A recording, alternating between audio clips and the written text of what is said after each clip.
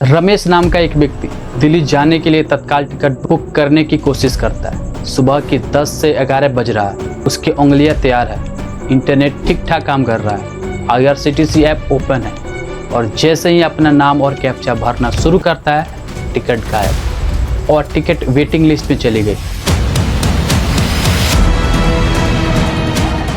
आप सोच रहे हैं शायद नेटवर्क खराब था, लेकिन दोस्तों यहाँ नेटवर्क खराब नहीं, यहाँ बैकग्राउंड में कुछ और ही चल रहा है।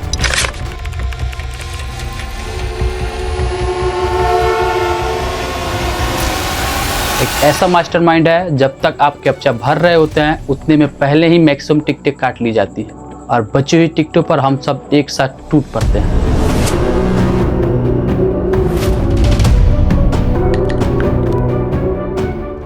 आज का ये वीडियो उसी सच के बारे में है जो इंडियन रेलवे को भी पता नहीं चलता है, और जब तक पता चलता है तब तक मास्टरमाइंड कोई दूसरा खेल शुरू कर चुका होता है। दोस्तों यह सिर्फ आपके साथ नहीं होता है, यह हर उस इंसान के साथ होता है जो भारत में ट्रेन टिकट बुक करने की कोशिश करता है। और इस पूरे खेल में सबसे ज्यादा फायदा किसको होता है?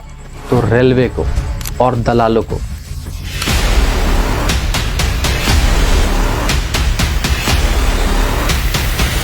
क्लर्केज चार्ज के नाम पर हर टिकट पर रेलवे द्वारा मैक्सिमम 240 रुपए तक काट लिए जाते हैं। टिकट कंफर्म हो या ना हो, फिर भी क्योंकि जब टिकट कंफर्म नहीं होता है तो रेलवे कुछ पैसे काट कर बाकी वापस कर देता है। यानी आपका पैसा भी गया, आपका समय गया, आपकी ट्रेन भी गई और दलाल दुगुने दामों पर टिकट को बेचकर फायदा भी कमा लिया। और रेलवे का फायदा वो तो हर हाल में होता है।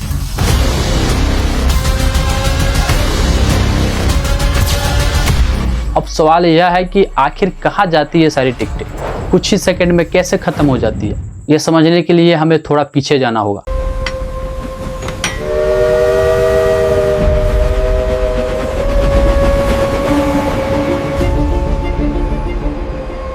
बिल्कुल शुरू से बात करते हैं। जब 1832 में पहली बार मद्रास में इंडियन रेलवे का प्रस्ताव आया और फिर 1837 में भारत में पहली बार मद्रास के लाल पहाड़ी से चिंता द्रिपेद पुल तक 25 किलोमीटर की दूरी तय करके एक ट्रेन चली। यह ट्रेन इंसानों के लिए नहीं थी, यह एक मालगाड़ी थी। इंसानों को कैरी करने वाली पहली असली पैसेंजर ट्रेन 16 अप्रैल 1853 को चली, मुंबई से ठाणे तक। और उस दिन भारत हमेशा के लिए बदल गया। लेकिन यहाँ एक बड़ा सवाल है, उस जमाने में टिकट कैसे मिलता था? उस वक्त भारत में न स्मार्टफोन था, न इंटरनेट था, न IRCTC था। क्या तब भी वेटिंग लिस्ट होती थी? क्या तब भी फ्रॉड होता था? 1853 में जब भारत में पहली बार कमर्शियल ट्रेन चली, उस वक्त न कंप्यूटर था, न डिजिटल सिस्टम था, न कोई ऐप था। सिर्फ था तो एक रजिस्टर और टिकट काउंटर पर बैठा बुकिंग क्लर्क हर यात्री का नाम, यात्रा की तारीख, कहाँ से कहाँ जाना है, सब कुछ हाथ से लिखकर दर्ज करता था। ट्रेन में कितनी सीटें खाली है उसी रजिस्टर से पता चलता था। और टिकट एक छोटा सा मोटा कार्डबोर्ड का टुकड़ा जिस पर स्टैम्प से ट्रेन नंबर और डेट लगी होती थी। TTE भी चेकिंग के लिए वहीं हाथ से लिखा हुआ रजिस्टर लेकर चलता था। पूरा सिस्टम कागज पर, इंसानी हाथों पर और भरोसे पर था। हालांकि यह सिस्टम मुश्किल था, टाइम टेकिंग था। यह रजिस्टर वाला दौर बदला 20 फरवरी 1986 को, जब नई दिल्ली में रेलवे स्टेशन पर पहली बार कंप्यूटराइज्ड टिकट बुकिंग शुरू हुई और centre for railway information system यानी CRIS की स्थापना हुई। अब क्लर्क हाथ से नहीं लिखता था, कंप्यूटर में डिटेल डालता था और एक प्रिंटेड टिकट निकल जाती थी। लोगों ने सोचा अब सब आसान हो जाएगा, लेकिन दोस्तों जो आगे हुआ वो किसी ने नहीं सोचा था। डिजिटल सिस्टम तो आया, उसके साथ आया एक नया खेल, एक ऐसा खेल जिसमें आम आदमी हमेशा हारता है। जिस तरह आज हम एक उंगली स्क्रीन पर घुमाते हैं और दुनिया भर की खबरें सामने आ जाती है, ठीक उसी तरह टिकट बुकिंग की दुनिया भी बदली, धीरे धीरे ही सही लेकिन पूरी तरह से। तत्काल टिकट की कहानी 1997 में पहली बार शुरू हुई, लेकिन असली क्रांति आई 2002 में, जब Indian railway catering and tourism corporation यानी IRCTC की स्थापना हुई। और इसके साथ शुरू हुआ एक नया युग। अब यात्री घर बैठे टिकट बुक कर सकते थे, जिसे आई टिकट कहा जाता था। अब लंबी लाइनें नहीं, घंटों इंतजार नहीं, IRCTC आई टिकट को कुरियर से घर पर भेजता था। भारतीय इतिहास में पहली बार आम आदमी घर से ट्रेन टिकट काट सकता था। यह उस जमाने में किसी जादू से कम नहीं था, लेकिन यह सिस्टम ज्यादा दिन नहीं चला। 2005 में IRCTC ने आई टिकट बंद कर दिया और उसकी जगह आया ई टिकट। अब कुरियर नहीं, सीधे मैसेज, PDF और ईमेल पर टिकट मिलने लगा। वही सिस्टम जो आज भी चल रहा है। ऐसा लगा था कि सब आसान हो गया, लेकिन दोस्तों जितनी तेज टेक्नोलॉजी आई उतनी ही तेज आया एक नया खतरा।